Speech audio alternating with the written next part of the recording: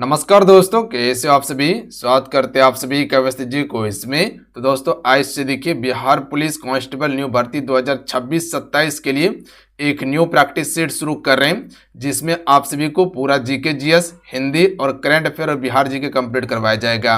GK GS में आपका history, geography, polity, economy, physics, chemistry, biology, उसके बाद आपका करंट अफेयर और उसके बाद हिंदी का सेक्शन और बिहार जीके का ये पूरा सेक्शन इसमें आपको कंप्लीट करवाया जाएगा। और आज से आपका ये प्रैक्टिस सेट शुरू हो चुका है, तो बिल्कुल कह सकते हैं जीरो से लेके अपर लेवल तक हम सभी तैयारी करने वाले हैं, जो सारे एनसीईआरटी बेस्ड आपका चीजें रहेगा। ठीक है, देखिए जिस प्रकार से सीएसबीसी क्वेश्चन पूछता है ना, सेम टू सेम उसी पैटर्न पर ये प्रैक्टिस सेट आपको मिलेगा और यहाँ से अब आपको तैयारी करवाया जाएगा। तो जो भी बच्चे तैयारी करना चाहते हैं तो मेरे साथ में जुड़ जाइए, चैनल को सब्सक्राइब कर घंटी को प्रेस कर लीजिएगा आप सभी। और ये प्रैक्टिस सेट आपको रोज सुबह में मिल जाएगा, तो ये प्रैक्टिस सेट को आप पर डे लगाते रहिएगा। जो भी कॉन्सेप्ट होगा इस प्रैक्टिस सेट के माध्यम से आपका क्लियर होते चल जाएगा। ठीक है, तो अब तैयारी में जुड़ जाइए क्योंकि वैकेंसी आपको जल्द ही देखने के लिए मिलने वाला है। तो चलिए शुरू करते हैं। सभी एक बार वीडियो को लाइक करके शेयर कर दीजिएगा आप सभी।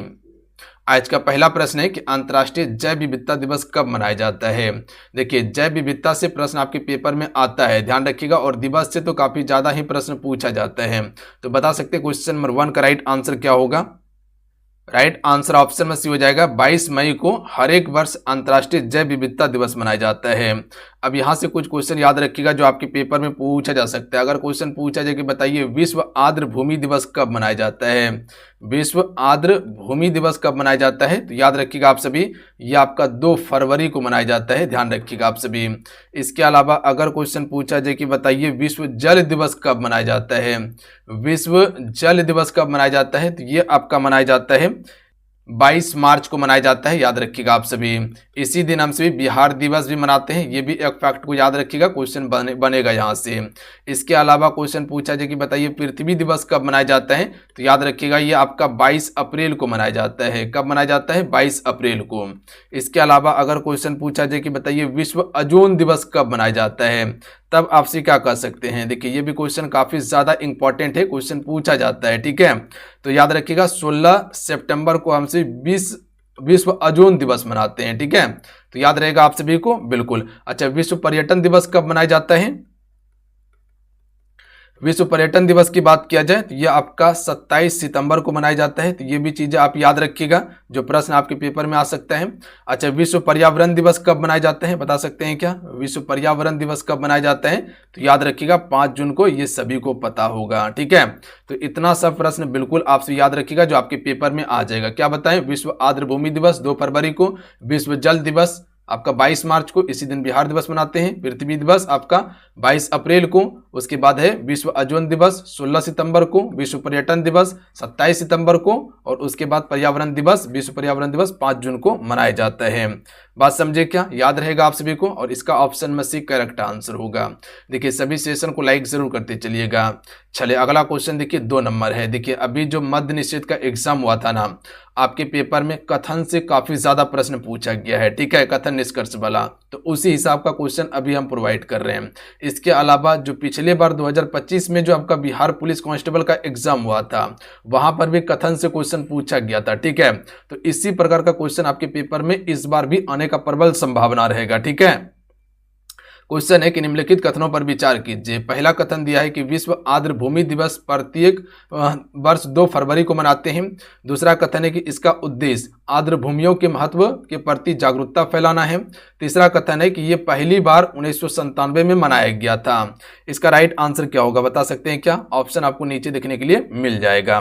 पहला है केवल 1 2, केवल 2 3, केवल 3 1, केवल आपका 1 2 3 हो जाएगा।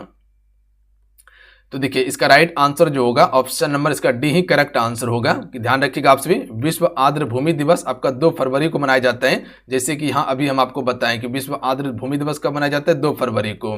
इसका उद्देश्य क्या है कि याद रखिएगा आर्द्र भूमियों के महत्व के प्रति जागरूकता फैलाना है। यह दिवस पहली बार 1997 में मनाया गया था। तो याद रखिएगा ऑप्शन में डी करेक्ट आंसर होगा।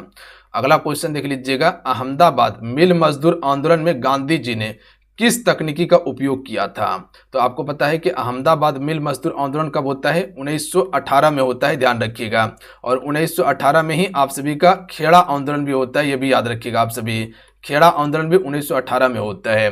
तो इसमें जो है कि किस तकनीकी का उपयोग किया था, तो याद रखिएगा आमरण अनशन का उपयोग किया था, ध्यान रखिएगा आप सभी, यानी कि भूख हड़ताल का कह सकते हैं प्रयोग किया था। तो ऑप्शन में सी करेक्ट आंसर होगा। अब देखिए महात्मा गांधी जी से संबंधित आया हुआ है, तो यहाँ से क्वेश्चन आपके पेपर में काफी ज्यादा बनता है। तो ध्यान रखिएगा महात्मा गांधी जी आपका दक्षिण अफ्रीका से कब आया था, 1915 में। पहली बार सत्याग्रह कब किया, तो 1917 चंपारण। उसके बाद 1918 में अहमदाबाद मिल मजदूर आंदोलन, 1918 में कौन सा आंदोलन करता है, और खेड़ा आंदोलन। उसके बाद 1920 में असहयोग आंदोलन को वापस ले लेता है। 1924 में बेलगांव का अधिवेशन, 1930 में नमक सत्याग्रह, 1931 में गांधी और इरविन जी के बीच समझौता होता है।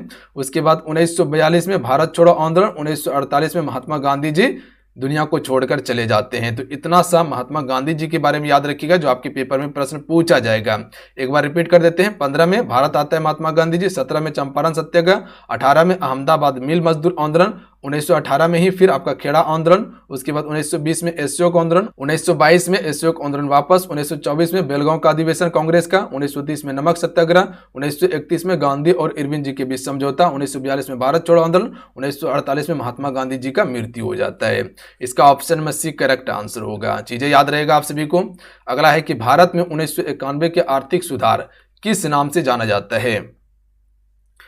तो 1991 के आर्थिक सुधार की बात किया जाए तो ये आपका एलपीजी के रूप में जाना जाता है, यानी कि एलपीजी सुधार के रूप में हम सभी जानते हैं। यानी कह सकते हैं कि इसी समय आपका उदारीकरण, निजीकरण और वैश्वीकरण आपका चालू किया गया था, यानी कि एलपीजी चालू किया गया था। तो ऑप्शन में बी इसका बिल्कुल करेक्ट आंसर होगा आर्थिक सुधार के लिए। ध्यान रखिएगा इंपॉर्टेंट क्वेश्चन है। हरित क्रांति आपका खाद्यान्न उत्पादन से, श्वेत क्रांति आपका दूध उत्पादन और नीली क्रांति आपका मत्स्य उत्पादन से संबंधित है। याद रहेगा क्या। चलिए क्वेश्चन 5 है कि निम्नलिखित कथनों पर विचार कीजिए आप सभी। पहला कथन दिया है कि ओजोन परत पृथ्वी के सूर्य की हानिकारक पराबैंगनी यानी कि यूवी किरणों से बचाती है। यह कथन तो बिल्कुल सही है ना, बिल्कुल सही है। उसके बाद दूसरा है कि क्लोरोफ्लोरोकार्बन यानी कि सीएफसी गैसों ओजोन परत के क्षय के लिए उत्तरदायी है। यह भी कथन सही है। जो आपका सीएफसी गैस जो है ना, यह ओजोन परत में क्षरण कर रहा है, ठीक है। और अंटार्कटिका में भी देखा गया था छेद ओजोन परत में, हालांकि बंद हो गया है। तीसरा ऑप्शन दिया गया कि ओजोन परत वायुमंडल की समताप मंडल परत में स्थित है। तो ये भी कथन बिल्कुल सही है, ध्यान रखिएगा आप सभी। तो ओजोन परत जो है ये समताप मंडल में ही स्थित है। तो इसका कथन जो हो जाएगा ये आपका 1, 2, 3 तीनों इसका बिल्कुल सही आंसर होगा, याद रखिएगा आप सभी, ठीक है। चलिए अगला क्वेश्चन देख लीजिएगा। क्वेश्चन में 6 है कि निम्नलिखित कथनों पर विचार कीजिए। पहला है कि सविनय अवज्ञा आंदोलन की शुरुआत 1930 में की गई थी या हुई थी। आपको पता है कि 1930 में जब नमक सत्याग्रह शुरू किया गया था, इसी के तुरंत बाद जो है कि सविनय अवज्ञा आंदोलन शुरू होता है। दांडी मार्च का उद्देश्य नमक कानून का उल्लंघन करना था, यह बिल्कुल सही है। दांडी यात्रा साबरमती आश्रम से शुरू होकर दांडी तक पहुंची थी, यह भी कथन बिल्कुल सही है। तो इसका राइट आंसर क्या होगा, इसका भी राइट आंसर ऑप्शन नंबर क्या हो जाएगा, इसका 1, 2, 3 तीनों कथन इसका बिल्कुल सही है, ध्यान रखिएगा आप सभी। 1930 में ही आपका सविनय अवज्ञा आंदोलन शुरू होता है। आपका दांडी मार्च का मुख्य उद्देश्य क्या था, नमक कानून का उल्लंघन करना, और ये साबरमती आश्रम से शुरू होता है और दांडी तक पहुंचता है, और उसके बाद नमक कानून तोड़ा जाता है। देखिए जितने भी मेरे साथ में जुड़े हुए ना, सभी सेशन को लाइक जरूर कर दीजिएगा। अगर आपको लगता है कि हाँ सर मेरे लिए मेहनत कर रहा है ना, तो एक लाइक करके शेयर आप सभी जरूर कीजिएगा। देखिए कंटेंट के लिए आपको बिल्कुल नहीं सोचना है, और हम आपको पूरा तैयारी करवाएंगे, ठीक है। और आपको पता है कि वैकेंसी जल्द ही आपको देखने के लिए मिलेगा, तो तैयारी में आप सभी अभी से अब जुड़ जाइए, ठीक है। जितना हो सकता है आपसे तैयारी कीजिए और प्रैक्टिस कीजिए, और हम आपको बिल्कुल परफेक्ट तरीके से तैयारी कराएंगे बेस्ट कंटेंट के साथ में। तो आप से चैनल को सब्सक्राइब कर लीजिएगा और घंटी को प्रेस कर लीजिएगा, और जो भी आपके साथ में दोस्त होगा, ठीक है, जो तैयारी करने वाला होगा, उसके पास भी इस वीडियो को जरूर शेयर कर दीजिएगा आप सभी। बाकी बात बोलिएगा तो पीडीएफ कहाँ मिलेगा, तो पीडीएफ टेलीग्राम पे दे देंगे, और इसके अलावा आपके लिए एक व्हाट्सएप ग्रुप स्पेशल बना दिए हैं, ठीक है। तो उसका लिंक हम डिस्क्रिप्शन में दे देंगे, तो वहां से जाके आप सभी व्हाट्सएप ग्रुप को भी ज्वाइन कर लीजिएगा। तो उससे क्या होगा, जो पीडीएफ होगा व्हाट्सएप पे भी हम आपको दे देंगे, ठीक है। तो अब तैयारी में आप सभी लग जाइए, ढील से मत कीजिएगा, ठीक है। अगर अभी से लगभग तैयारी कीजिएगा तो आपका वैकेंसी आते आते परफेक्ट तैयारी हो जाएगा, ठीक है। निम्नलिखित कथनों पर विचार कीजिए। पहला कथन है कि विश्व पर्यावरण दिवस 5 जून को मनाया जाता है। बिल्कुल अभी बताएं कि हाँ 5 जून को मनाया जाता है, सही कथन है। दूसरा कथन है कि इसका आयोजन या समन्वय यूनाइटेड नेशन एनवायरमेंटल प्रोग्राम के द्वारा किया जाता है, यानी कि UNEP के द्वारा किया जाता है क्या? हाँ, बिल्कुल सही कथन है। विश्व पर्यावरण दिवस की घोषणा 1972 में किया गया था क्या? ये भी कथन बिल्कुल सत्य है, ध्यान रखिएगा आप सभी। यानी कि इसका ऑप्शन नंबर क्या हो जाएगा? इसका ऑप्शन नंबर डी ही करेक्ट आंसर होगा। 1, 2, 3 इसका बिल्कुल राइट आंसर है, ध्यान रखिएगा आप सभी, सही कथन पूछा गया है। याद रहेगा आप सभी को, बिल्कुल याद रखिएगा आप सभी। अगला क्वेश्चन देखिए 8 नंबर है। इस क्वेश्चन का आंसर कीजिएगा आप सभी कि चार्टर एक्ट 1833 के तहत गवर्नर जनरल ऑफ बंगाल को क्या बनाया गया? देखिए 1773 का जब रेगुलेटिंग एक्ट आया था ना, ठीक है, तो इस समय जो बंगाल में गवर्नर हुआ करता था उसे बंगाल का गवर्नर जनरल नियुक्त किया गया था। वहीं 1833 का जब चार्टर एक्ट आता है तो जो बंगाल में गवर्नर था उसे भारत का गवर्नर जनरल बना दिया जाता है, तो गवर्नर जनरल ऑफ इंडिया बना दिया गया। और पहला गवर्नर जनरल कौन बनता है? Lord William Bentinck. याद रखिएगा आप सभी, याद रहेगा क्या आप सभी को? बिल्कुल। अच्छा, वाइसराय कब बना था? तो याद रखिएगा आप सभी, ये 1858 के द्वारा जो है कि वाइसराय का पद लाया गया था, ठीक है। अगला क्वेश्चन देख लीजिएगा, क्वेश्चन नंबर 9 है कि निम्नलिखित कथनों पर विचार कीजिए। पहला कथन देखिएगा, प्लासी का युद्ध 1757 में लड़ा गया था। बिल्कुल सही कथन है कि प्लासी का युद्ध 1757 में होता है। और 1764 में आपका कौन सा युद्ध होता है? बक्सर का। बक्सर कहाँ है? बिहार में। और प्लासी कहाँ पे है? तो ये आपका पश्चिम बंगाल यानी कि वेस्ट बंगाल में है। दूसरा कथन है कि इस युद्ध में रॉबर्ट क्लाइव ने सिराजुद्दौला को पराजित किया था। ये भी कथन बिल्कुल सही है कि रॉबर्ट क्लाइव ने सिराजुद्दौला को पराजित कर दिया था इस युद्ध में, ध्यान रखिएगा। तीसरा है कि प्लासी के युद्ध के बाद भारत में ब्रिटिश शासन का नींव पड़ गई थी। बिल्कुल, तो प्लासी का युद्ध जैसे जीतता है तो यहाँ पर ब्रिटिश शासन का नींव पड़ जाता है। और अगले 1764 का जब ये बक्सर का युद्ध जीत लेता है तो नियंत्रण करना शुरू कर देता है भारत पर। तो इसका राइट आंसर क्या हो जाएगा? तो इसका राइट आंसर तीनों होगा, ऑप्शन नंबर डी। 1, 2, 3 बिल्कुल सही आंसर है, ठीक है। क्वेश्चन नंबर कितना था जी? क्वेश्चन नंबर आपका 9 है, ठीक है। कितना है? 9 नंबर। चलिए अगला क्वेश्चन देख लीजिएगा, निम्नलिखित में से कौन सा अप्रत्यक्ष कर है, यानी कि डायरेक्ट टैक्स का उदाहरण है? चलिए बताइएगा, डायरेक्ट टैक्स कौन सा हो जाएगा?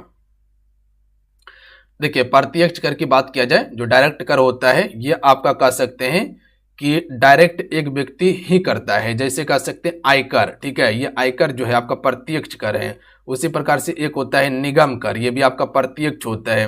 जो आपका पूंजीगत कर है ये भी आपका प्रत्यक्ष कर होता है, ध्यान रखिएगा आप सभी।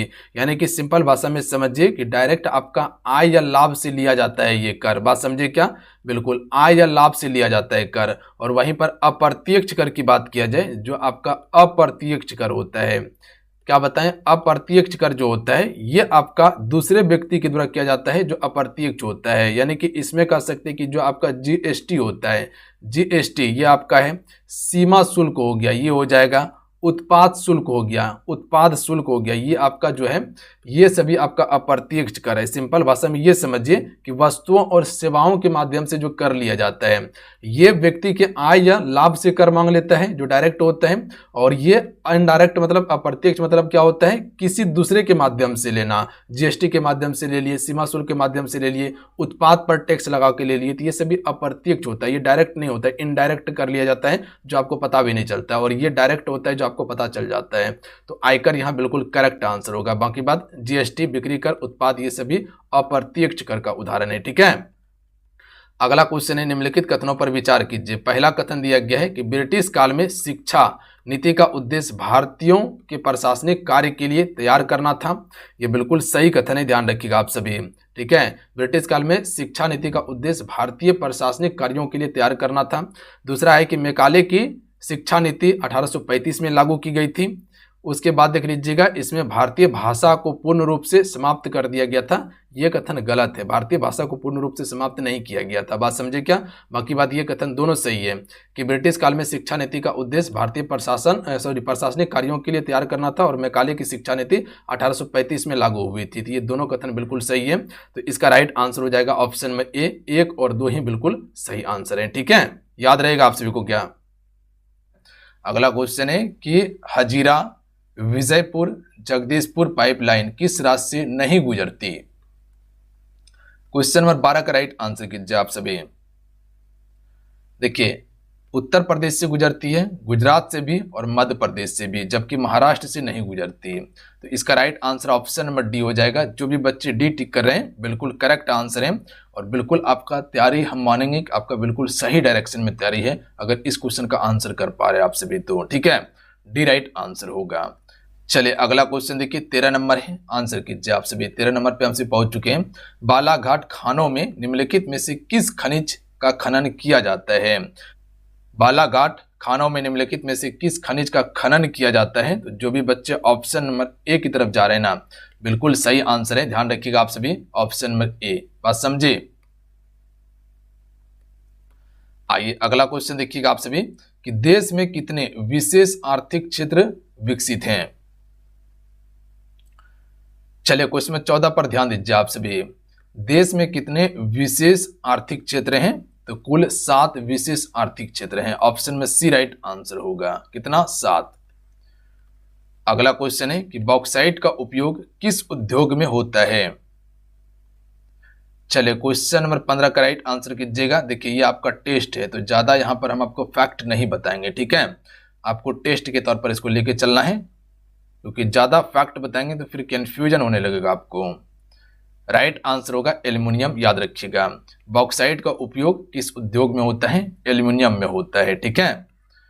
चलिए अगला क्वेश्चन है कि हसुआ हथौड़ा किस राजनीतिक दल का चुनाव चिन्ह है?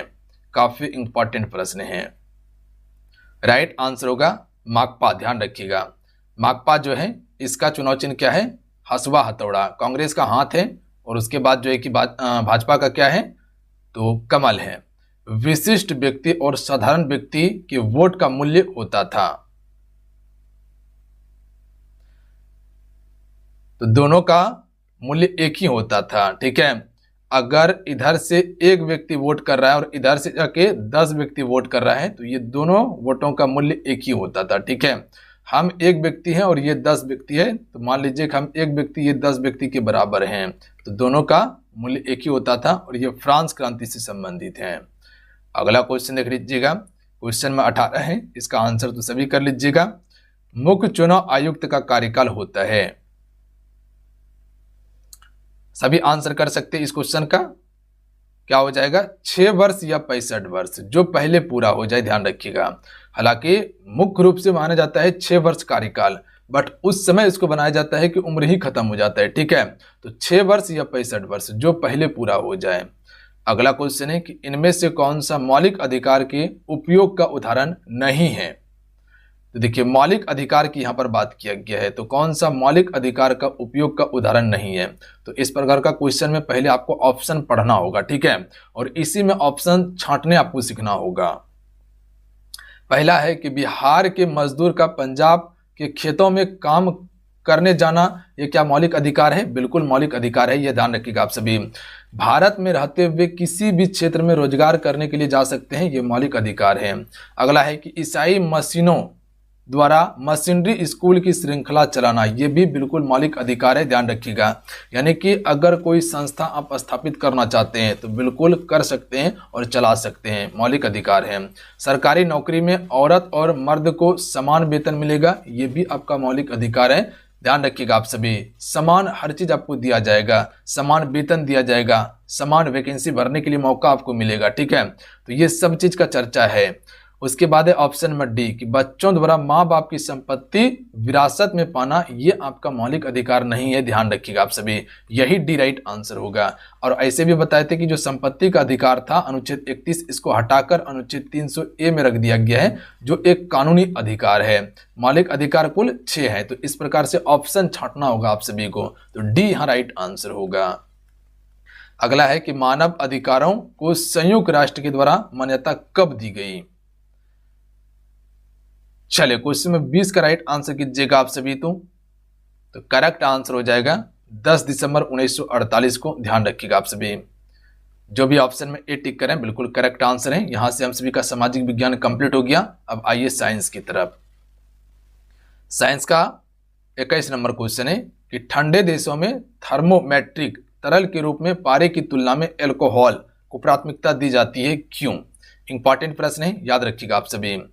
क्या बोला गया कि ठंडे देशों में थर्मोमेट्रिक तरल के रूप में पारे की तुलना में एल्कोहल का प्रयोग किया जाता है या प्राथमिकता दिया जाता है, क्यों दिया जाता है? पहला ऑप्शन है कि एल्कोहल का हिमांक कम होता है, बिल्कुल एल्कोहल का हिमांक कम होता है, इसी कारण से ये ठंडे प्रदेश में नहीं जमता, इसीलिए हम सभी अल्कोहल का उपयोग करते हैं। तो ऑप्शन में ए ही राइट आंसर होगा। अगला क्वेश्चन है कि अनुदैर्ध्य तरंग एक उदाहरण है। तो कई बार ये प्रश्न आपको हम बताए हैं अनुदैर्ध्य तरंग के बारे में और अनुप्रस्थ के बारे में। तो प्रकाश तरंग क्या है? अनुप्रस्थ है, और ध्वनि तरंग क्या है? अनुदैर्ध्य है। तो जो ऑप्शन में बी टिक करें बिल्कुल राइट आंसर होगा। और जो बच्चे कल का क्लास किए होंगे आराम से आंसर कर लिए होंगे आप सभी।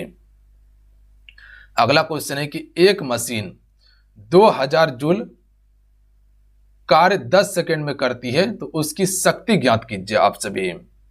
तो सबसे पहले फार्मूला आपको क्या बताना चाहिए? शक्ति बराबर क्या होता है? कार्य बटा समय होता है ना, बस 2000 बटा 10 होगा। बनाइए तो इस क्वेश्चन का राइट आंसर क्या होगा? देखिए ऐसा भी सवाल आपके पेपर में आता है, तो बिल्कुल हौला में मत लीजिएगा। तो इसका राइट आंसर बताते हैं, ऑप्शन नंबर इसका सी होगा। ध्यान रखिएगा आप सभी, जो भी सी टिक करे ना बिल्कुल करेक्ट आंसर होगा। जैसे आपको बताएं कि कार्य जो होता है, कार्य बटा क्या होता है? समय होता है। ठीक है, क्या होता है? समय। तो यहां पर देख लीजिएगा कार्य कितना दिया गया है? 20,000 जूल, समय 10 सेकेंड का दिया गया है। अगर इसको काट दीजिएगा तो 2 शून्य आ जाएगा वाट, ऑप्शन नंबर सी वाला। अगला क्वेश्चन है कि 20 ओम प्रतिरोध पर 2 एम्पियर का धारा प्रभावित हो रही है, तो विभवांतर ज्ञात करना है आप सभी को। चलिए बताइएगा विभवांतर के बारे में।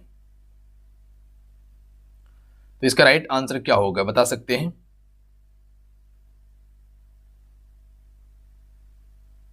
चालीस होगा। ध्यान रखिएगा। देखिए 20 ओम प्रतिरोध पर 2 एम्पियर का धारा, तो 20 गुना 2 कितना हो जाएगा? 40 एम्पियर, यानी कि विभवांतर इसका 40 होगा। सी राइट आंसर होगा। अगला है कि खारे पानी में उगने वाले पौधे कहलाते हैं। जो खारे पानी में पौधे उगते हैं उसे हम किस नाम से जानते हैं? चलिए क्वेश्चन 25 का राइट आंसर कीजिए आप सभी।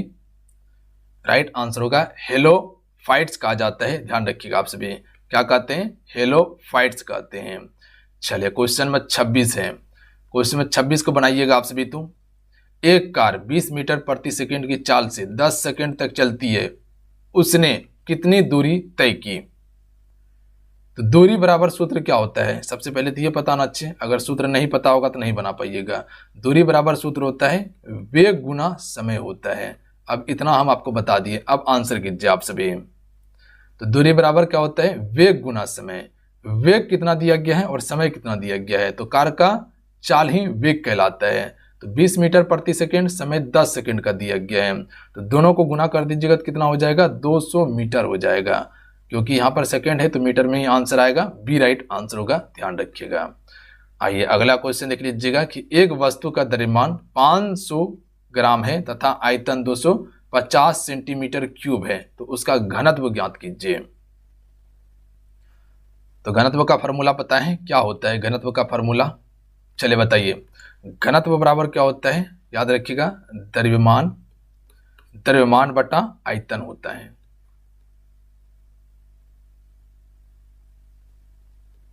ठीक है, तो यही होता है। तो सबसे पहले देख लीजिए द्रव्यमान कितना दिया गया है? 500 ग्राम दिया गया है ना। उसके बाद आयतन कितना है? 250 है। अब यहां से इसको काट दीजिए तो आंसर क्या आएगा? यहां से आंसर आएगा 2 ग्राम सेंटीमीटर क्यूब आ जाएगा। तो ऑप्शन नंबर क्या हो जाएगा? 2 ग्राम सेंटीमीटर क्यूब हो जाएगा। तो ऑप्शन में बी। चले अगला क्वेश्चन है कि मानव शरीर की मांसपेशियों के बारे में निम्नलिखित में से कौन सा कथन गलत है? ध्यान रखिएगा, क्या बोला? गलत है। तो यहां पर गलत पूछा गया ना, तो पहला ऑप्शन पढ़िए, मांसपेशियां केवल हड्डी को धक्का देती है। दूसरा है कि मांसपेशियां जोड़ों में काम करती है। तीसरा है सिकुड़ने पर मांसपेशियां छोटी, सख्त और मोटी हो जाती है। चौथा है डी नंबर, उपयुक्त में से सभी। बताइएगा क्या राइट आंसर आएगा इसका? कुछ समझे? नहीं समझ में आया होगा। और जो बच्चे ऑप्शन में ए तरफ जा रहे हैं ना, बिल्कुल सही होगा। ध्यान रखिएगा मांसपेशी के बारे में। देखिए मांसपेशियां केवल हड्डी को धक्का देती है, ये गलत है। ये गांठ बांध लीजिएगा, ये केवल हड्डी को धक्का नहीं देती है, बस समझे। मांसपेशियां हर कार्य करती है। अगला है कि मांसपेशियां जोड़ों में कार्य करती है, तो बिल्कुल जोड़ों में कार्य करती है। मांसपेशियां सिकुड़ने पर छोटी होती है, सख्त और मोटी हो जाती है। ठीक है, तो यही वाला आपका क्या है? गलत है। अगला क्वेश्चन है कि निम्नलिखित में से कौन सा एक रेडियोधर्मी तत्व द्वारा उत्सर्जित धनात्मक रूप से अवशोषित कण है? 29 नंबर। सोचिए विचारिए तब आंसर कीजिएगा। रेडियोधर्मी तत्व द्वारा उत्सर्जित धनात्मक रूप से अवशोषित कण की बात किया गया है, तो यह आपका अल्फा कण होगा। जो भी सी की तरफ जा रहे हैं बिल्कुल आंसर सही है, और जो गलती किए हैं तो 2-3 लपड़ अपने पे झड़ लीजिएगा, ऐसा बिल्कुल नहीं करना है। कोई बात नहीं है, गलती हो गया तो ज़्यादा सोचना नहीं है। साउंड नेविगेशन और रेजिंग का मतलब होता है, साउंड नेविगेशन और रेजिंग का मतलब क्या है? ये किसका फुल फॉर्म है? क्या रडार का फुल फॉर्म है क्या? नहीं, तब सोनार का फुल फॉर्म है, याद रखिएगा आप सभी। Sound navigation and raising, option में सी राइट आंसर होगा। सोनार का प्रयोग किस में करते हैं? समुद्र में डूबी वस्तुओं का पता लगाने के लिए। अगला क्वेश्चन है कि साइक्लोट्रॉन का उपयोग त्वरण के लिए किया जाता है। 31 नंबर का आंसर कीजिए आप सभी। साइक्लोट्रॉन का उपयोग त्वरण के लिए किया जाता है। राइट आंसर होगा ऑप्शन में बी, प्रोटॉन के लिए किया जाता है, ध्यान रखिएगा। तो साइक्लोट्रॉन का उपयोग प्रोटॉन त्वरण के लिए किया जाता है। चलिए अगला क्वेश्चन देख लीजिएगा कि निम्नलिखित में से कौन सा जोड़ा सही सुमेलित नहीं है। चलिए क्वेश्चन नंबर 32 का राइट आंसर कीजिए आप सभी।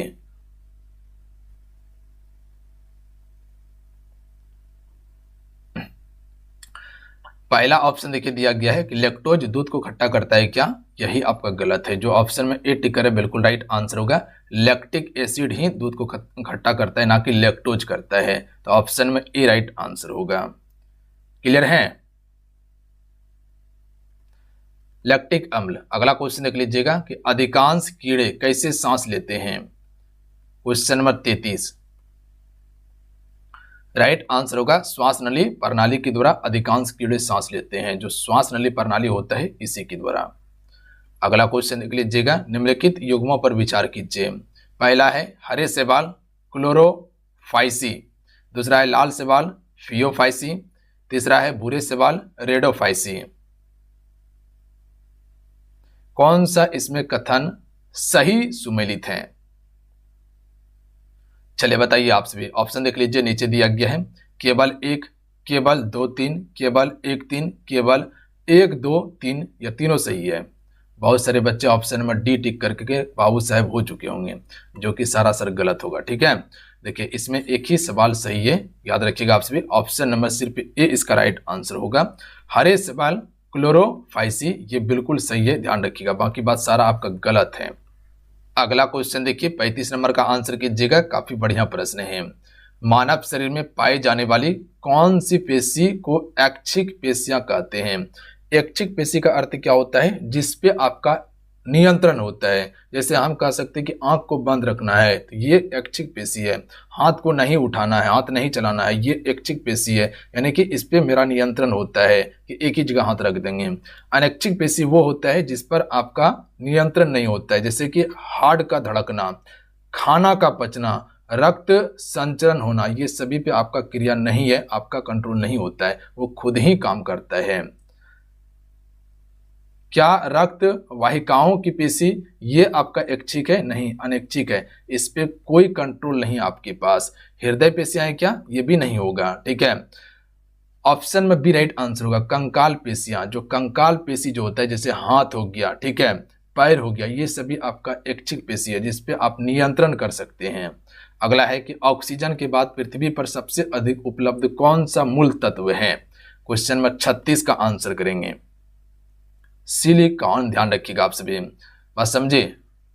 आइए अगला क्वेश्चन है, माणिक्य और नीलम रासायनिक रूप से कैसे जाने जाते हैं?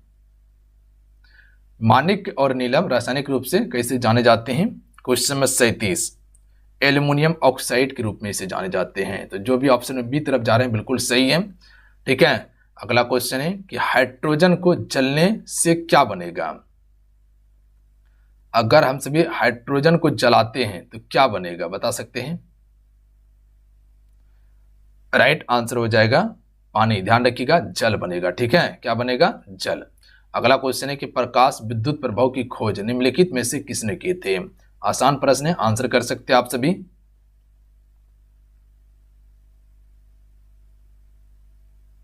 तो राइट आंसर ऑप्शन में ए होगा। जो भी ऑप्शन में ए लगा रहे हैं बिल्कुल करेक्ट आंसर है कि हेनरिच रुडोल्फ हर्ट्ज के द्वारा जो है कि आपका प्रकाश विद्युत प्रभाव की खोज की गई थी। अगला क्वेश्चन है 40 नंबर, आंसर कीजिए आप सभी कि किन तत्वों की उपस्थिति के कारण जैव गैस, जिसे बायोगैस कहा जाता है, संयंत्र से निकलने वाली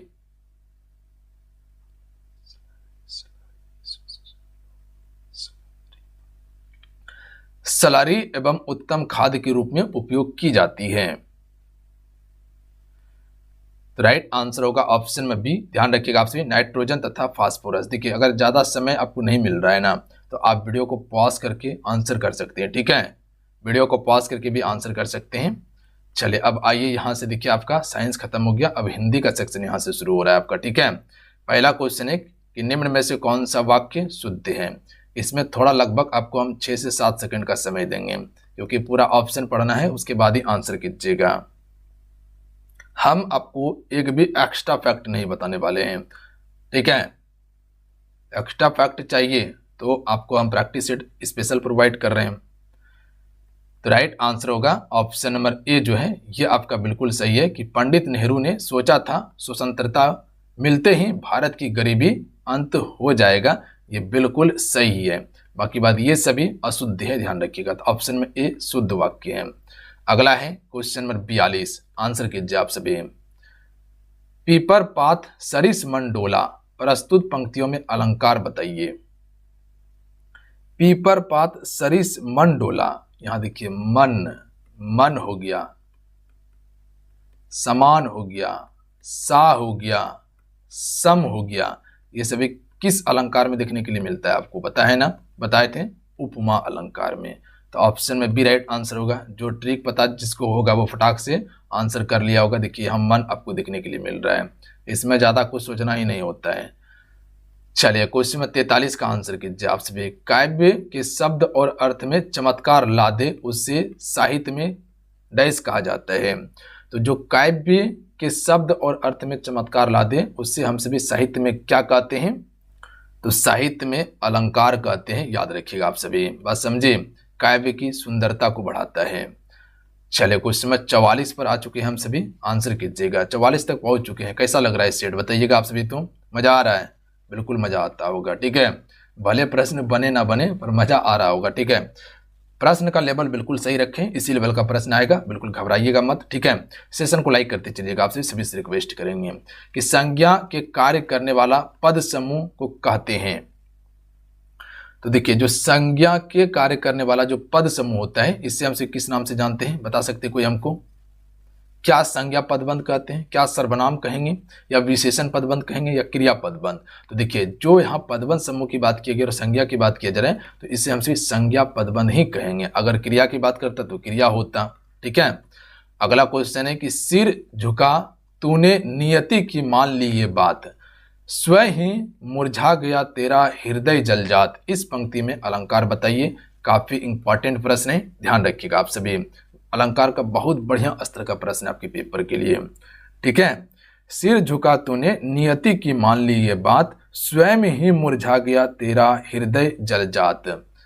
तो यहाँ पर हृदय जलजात की बात किया गया है, यानी कि ये किसी की तरह बताया जा रहा है। बताएं आप सभी को कि सिर झुका तूने नियति की मान ली ये बात, स्वयं ही मुरझा गया तेरा हृदय जलजात। तो हृदय की तरह मुरझा गया है, नियत क्या हो जाएगा, रूपक अलंकार, बी राइट आंसर होगा। इसको आप VBI करके याद रखिए। वर्ष 2026 में एबेल पुरस्कार गणित का नोबेल से किसे सम्मानित किया गया है। तो देखिए एबेल पुरस्कार, जिसे हम सभी गणित का नोबेल भी कहते हैं, यह किसे सम्मानित किया गया था। राइट आंसर ऑप्शन में ए होगा, मिशेल टेलाग्रेंट को सम्मानित किया गया था, ठीक है, ए राइट आंसर होगा। अगला क्वेश्चन देख लीजिएगा, 47 नंबर है कि मार्च 2026 में संपन्न हुए खेलो इंडिया यूनिवर्सिटी गेम्स 2026 में किस यूनिवर्सिटी ने पदक तालिका में शीर्ष स्थान प्राप्त किया है। तो देखिए मार्च 2026 में संपन्न हुए खेलो इंडिया यूनिवर्सिटी गेम्स 2026 में कौन सा यूनिवर्सिटी ने पदक तालिका में शीर्ष स्थान प्राप्त किया है। तो ये आपका पंजाब यूनिवर्सिटी होगा, ध्यान रखिएगा आप सभी, ए राइट आंसर होगा, पंजाब यूनिवर्सिटी चंडीगढ़, ठीक है। अगला क्वेश्चन है कि मिस यूनिवर्स 2025 का खिताब जीतने वाली सुंदरी कौन है। राइट आंसर होगा विक्टोरिया कजेर थिलविंग, ध्यान रखेंगे आप सभी, ये आपका मिस यूनिवर्स 2025 का खिताब जीतने वाली है। अगला क्वेश्चन है कि जनवरी 2026 में किसे UNHCR नॉन सेन शरणार्थी पुरस्कार से सम्मानित किया गया है? तो ये आपका अब्दुल्लाही मायर को सम्मानित किया गया, ध्यान रखिएगा आप सभी। चलिए क्वेश्चन नंबर 50 देखिए, आज का लास्ट प्रश्न है कि अप्रैल 2026 में भारत की किस ऐतिहासिक स्थल को यूनेस्को की विश्व धरोहर स्थलों की अस्थायी सूची में शामिल किया गया है? तो यहाँ पर अस्थायी की बात किया गया है, यह आपका यूनेस्को के द्वारा। तो राइट आंसर ऑप्शन में डी होगा। अहोम राजवंश के मोईदाम को शामिल किया गया है, जो अस्थायी रूप से सूची में शामिल हुआ है, जो असम में। ठीक है, तो आपका ऑप्शन में डी राइट आंसर होगा। देखिए जितने प्रश्न था काफी ज्यादा इंपॉर्टेंट है।